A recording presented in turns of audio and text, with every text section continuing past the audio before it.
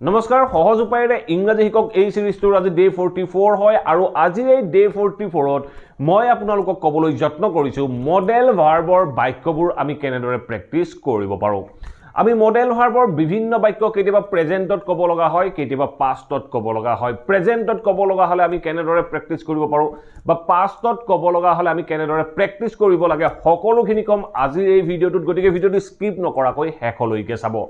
আৰু যদি আপোনালোকে মই কোৱাৰ ধৰণেৰে এসপ্তাহ 10 দিন ৰেগুলাৰ প্ৰেক্টিস কৰে ডেফিনেটলি আপোনালোকৰ বাবেও মডেল ভাৰ্বৰ যি কোনো বাক্য আপুনি যি টেন্সত ক'ব বিচাৰে সকলোখিনি সহজ হৈ পৰিব আৰু এনেদৰে আপোনালোকে বিভিন্ন বাক্য গুটাই লৈ বিভিন্ন বাক্য ফৰ্ম কৰি লৈ আপোনালোকে বিভিন্ন টেন্সত কৈ থাকিবলৈ যত্ন কৰক ডেফিনেটলি আপোনালোকৰ বাবে প্ৰত্যেকটো কনসেপ্টেই সহজ হৈ পৰিব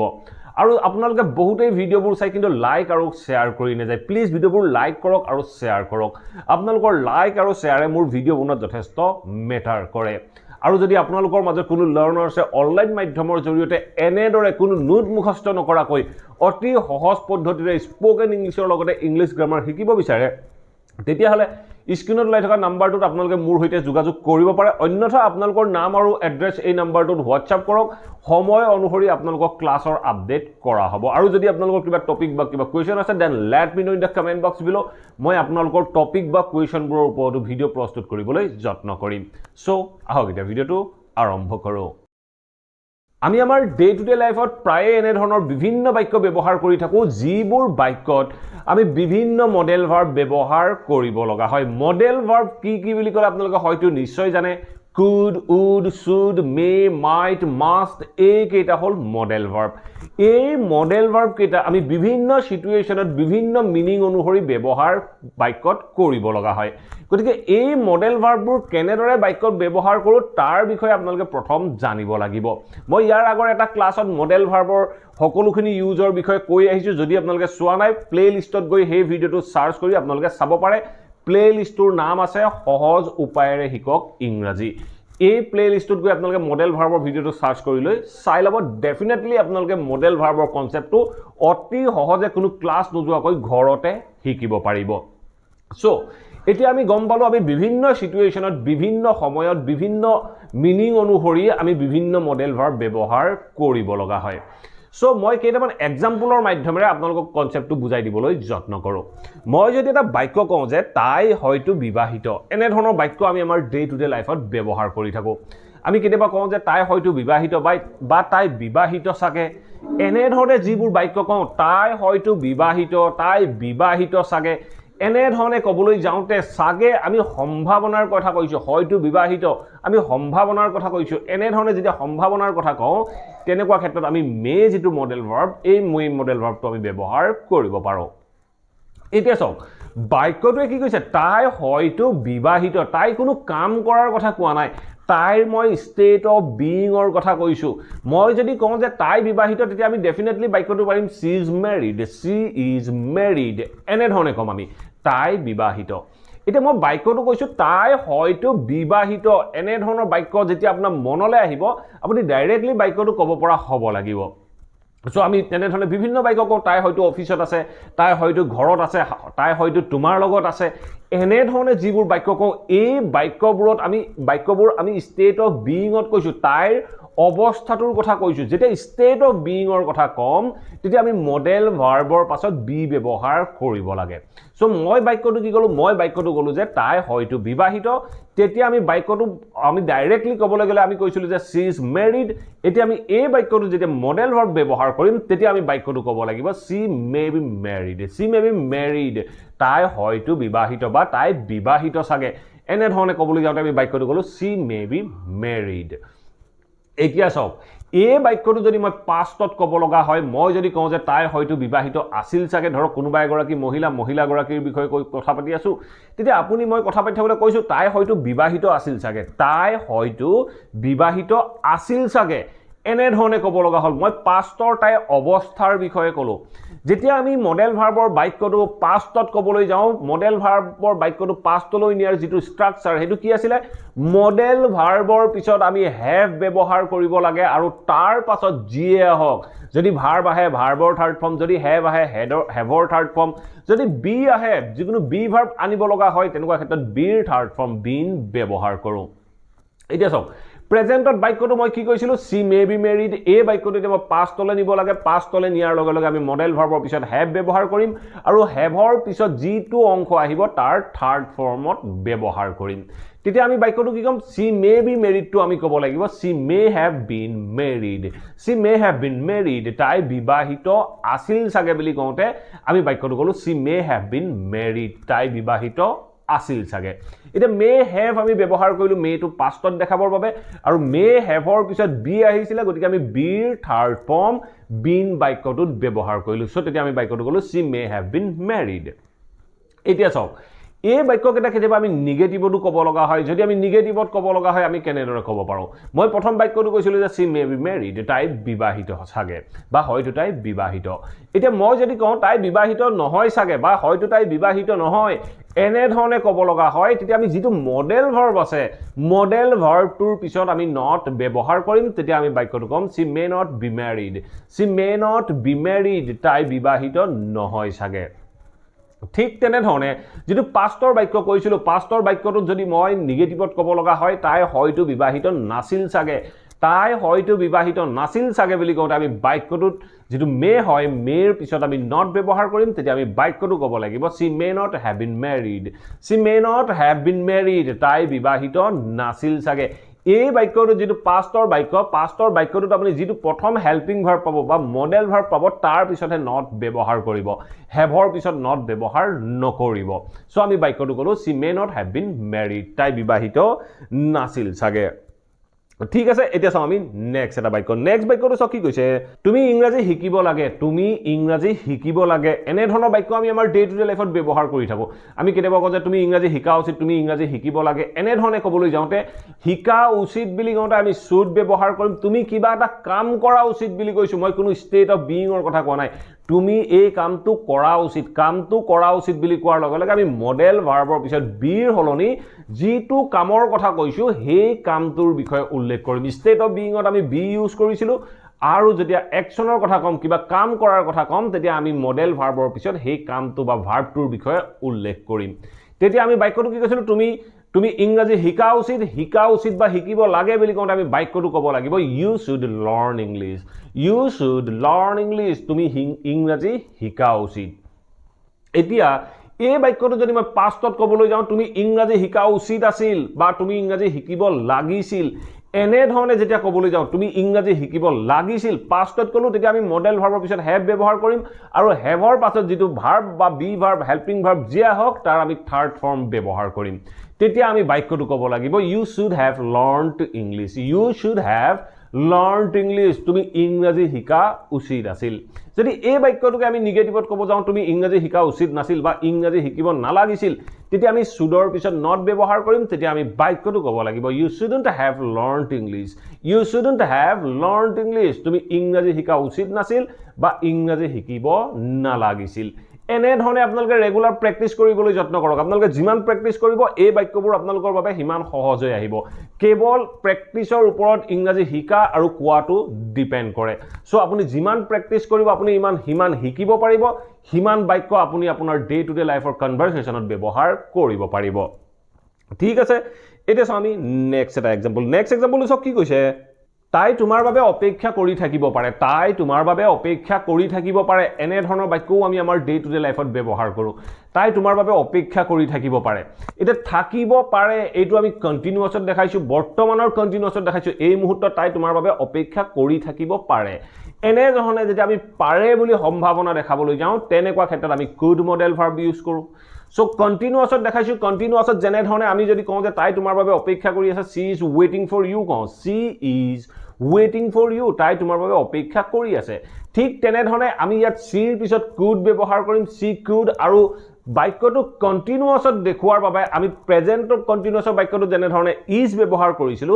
এই বাক্যটোত আমি ইজ ব্যৱহাৰ নকৰি বি ব্যৱহাৰ কৰিব লাগিব কন্টিনিউয়াছ বুজাবৰ বাবে তাই তোমাৰ বাবে অপেক্ষা কৰি থাকিবও পাৰে she could be waiting for you she could be waiting for you তাই তোমাৰ বাবে অপেক্ষা কৰি থাকিবও পাৰে বা থাকিব পাৰে এনে ধৰণে যেতিয়া সম্ভাৱনা দেখাবলৈ যাওঁ তেনেকুৱা ক্ষেত্ৰত আমি could be মডেল ভাৰ্ব ব্যৱহাৰ কৰিব লাগে সো কন্টিনিউয়াছত হলে আমি could be বা state of being হলে could be আৰু যদি একচনত দেখাব যাওঁ তেতিয়া couldৰ পিছত আমি ভাৰ্বটো ব্যৱহাৰ কৰিম ঠিক আছে এই বাক্যটো যদি মই পাষ্টত কব লগা হয় মই যদি পাষ্টত কব যাওঁ যে এই বাক্যটো তাই তোমাৰ বাবে অপেক্ষা কৰি থাকিব পাৰিলে হেতেন মই পাষ্টত দেখাইছো সো যেতিয়া আমি পাষ্টত কবলৈ যাম তেতিয়া আমি এই could be টু পাষ্টলৈ নিব লাগিব could be টু পাষ্টলৈ নিলে মডেল ভাৰ্বৰ পিছত have লাগিব আৰু be ৰ থাৰ্ড ফৰ্ম been ব্যৱহাৰ হ'ব বাকি সেন্টেন্স একেই থাকিব তেতিয়া আমি বাক্যটো কব লাগিব she could have been waiting for you she could have been waiting for you তাই তোমাৰ বাবে অপেক্ষা কৰি থাকিব পাৰিলে হেতেন she could have been waiting for you যদি এই বাক্যবোৰ আমি নিগেটিভত কব যাওঁ তাই মানে তোমালৈ অপেক্ষা কৰি থাকিব নোৱাৰিলে হেতেন এনে ধৰণে আমি আমাৰ ডে টু ডে লাইফত বাক্যবোৰ ব্যৱহাৰ কৰো তাই তোমালৈ অপেক্ষা কৰি থাকিব নোৱাৰিলে হেতেন এনে ধৰণে তাৰ পিছত ধৰক কিবা এটা কন্ডিশন আছে সেই কন্ডিশনটোৰ বিষয়ে মই বৰ্তমান উল্লেখ কৰা নাই তাই তোমালৈ অপেক্ষা কৰি থাকিব নোৱাৰিলে হেতেন বুলি কোৱাৰ লগে লগে আমি couldৰ পিছত not ব্যৱহাৰ কৰিম তেতিয়া আমি বাক্যটো ক'ব লাগিব she couldn't have been waiting for you she couldn't have been waiting for you তাই তোমাৰ বাবে অপেক্ষা কৰি থাকিব নোৱাৰিলে হেতেন মই state of being আৰু এটা action আৰু এটা continuousৰ বাক্য আপোনালোকক কেনেদৰে প্ৰেক্টিস কৰিব লাগে তাৰ বিষয়ে দেখাই দিলো আপোনালোকে একেটা বাক্যকে প্ৰেজেন্টটো কক পাষ্টটো কবলৈ যত্ন কৰক আপোনালোকে যেতিয়া প্ৰেজেন্টত আৰু পাষ্টত দুইটাতে কবলৈ যত্ন কৰিব প্ৰেজেন্ট আৰু পাষ্ট আপোনালোকৰ বাবে দুইটা একেলগতে কমপ্লিট হৈ যাব ষ্টেট অফ বিইঙত বিভিন্ন বাক্য লওক কন্টিনিউয়াছত বিভিন্ন বাক্য লওক একচনত বিভিন্ন বাক্য লওক ষ্টেট অফ পজিশনৰ বিভিন্ন বাক্য লওক প্ৰেজেন্ট পাষ্ট দুইটাতে কৈ থাকিবলৈ যত্ন কৰক ধৰক মই এটা যদি এক্সাম্পল কওঁ যে তুমি যোৱা উচিত বুলি কলে আমি কি কম you should go এনে ধৰণে ছুটি বাক্য লব আৰু মই যদি কওঁ তুমি যোৱা উচিত আছিল তেতিয়া আমি বাক্যটো কম you should have gone তুমি যোৱা উচিত আছিল তাই আহিব সাগে এনে ধৰণে কবলৈ যাওঁতে আমি কম she could come বা she may come তাই আহিব সাগে মই যদি কওঁ তাই আহিছিল সাগে তেতিয়া আমি ক'ব পাৰো she may have come তাই আহিছিল সাগে সো মে হেভৰ বা যিকোনো মডেল ভাৰ্বৰ বাক্য আমি যেতিয়া পাষ্টত কম তাৰ পাছত যিটো ভাৰ্ব হ'ব ভাৰ্বটো সদায় আমি থাৰ্ড ফৰ্মত ব্যৱহাৰ কৰিম ঠিক আছে কেইটামান এক্সাম্পল আপোনালোকক দি দিবলৈ যত্ন কৰো যি কেইটা এক্সাম্পলৰ সহায়ত আপোনালোকে সহজে বুজিব পাৰিব সো কেইটামান এক্সাম্পলৰ সহায়ত ইয়াক বুজিবলৈ যত্ন কৰো আহক মই তাইক সহায় কৰিলোহেতেন কিন্তু তাই মোক নকলে বা কিন্তু তাই মোক সহায় নিবিচাৰিলে এনে ধৰণৰ বাক্য আমি আমাৰ ডে টু ডে লাইফত ব্যৱহাৰ কৰি থাকো মই তাইক সহায় কৰিলোহেতেন বুলি কোৱাৰ লগে লগে আপুনি কোনটো মডেল ভাৰ্ব ব্যৱহাৰ হ'ব তাৰ বিষয়ে জানিব লাগিব সো জানিলেহে আপুনি বাক্যটো অসমীয়াৰ পৰা ইংৰাজীলৈ ট্ৰান্সলেট কৰিব পাৰিব মই তাইক সহায় কৰিলোহেতেন কিন্তু তাই মোক সহায় নুখুজিলে বা কিন্তু তাই মোক নকলে মই পাষ্টত কৈছো পাষ্টত কোৱাৰ লগে লগে মই বাক্যটো ক'ব লাগিব I would have helped her মই তাইক সহায় কৰিলোহেতেন but she didn't ask me কিন্তু তাই মোক নকলে বা কিন্তু তাই মোক সহায় নুখুজিলে I would have helped her but she didn't ask me কিন্তু তাই মোক নুহুদিলে ঠিক আছে নেক্সট এক্সাম্পল কি কৈছে মই হিহঁতৰ লগত পাৰ্টিটোত থাকিব পাৰিলোহেতেন কিন্তু মই ঘৰত থকাৰ সিদ্ধান্ত লৈছিলো এনে ধৰণৰ বাক্য আমি আমাৰ ডে টু ডে লাইফত ব্যৱহাৰ কৰি থাকো মই হিহঁতৰ লগত পাৰ্টিটোত থাকিব পাৰিলোহেতেন কিন্তু মই ঘৰত থকাৰ সিদ্ধান্ত লৈছিলো মই পাৰিলোহেতেন বুলি কোৱাৰ লগে লগে আপোনালোকে বাক্যটো কোন টেন্সত কোনটো মডেল ভাৰ্ব ইউজ হ'ব তাৰ বিষয়ে ৰিকগনাইজ কৰিব পাৰিব লাগিব সো যিমান প্ৰেক্টিস কৰিব আপোনালোকে যিমান প্ৰেক্টিস কৰিব সিমান সহজে বাক্যবোৰ ৰিকগনাইজ কৰিব পাৰিব মই হিহঁতৰ লগত পাৰ্টিটোত থাকিব পাৰিলোহেতেন I could have been with them at the party মই হিহঁতৰ লগত পাৰ্টিটোত থাকিব পাৰিলোহেতেন কিন্তু মই ঘৰত থকাৰ সিদ্ধান্ত লৈছিলো বুলি কওঁতে আমি বাক্যটো ক'ব লাগিব but I decided to stay home কিন্তু মই ঘৰত থকাৰ সিদ্ধান্ত লৈছিলো সো আমাৰ কমপ্লিট সেন্টেন্সটো হ'ল I could have been with them at the party but I decided to stay home এনে ধৰণে আমি বাক্যখিনি ক'ব লাগে এই বাক্যটো মই ষ্টেট অফ বিইঙত ক'লো মই হিহঁতৰ লগত পাৰ্টিটোত থাকিব পাৰিলোহেতেন মই কোনো কাম কৰাৰ কথা কোৱা নাই মই মোৰ অৱস্থাৰ কথা কৈছো মোৰ অৱস্থাটো হেইটো কৰিব পাৰিলোহেঁতেন বুলি কওঁতে আমি could have be third form been ব্যৱহাৰ কৰোঁ ঠিক আছে এতিয়া আমি নেক্সট এটা এক্সাম্পল চাওক কি কৈছে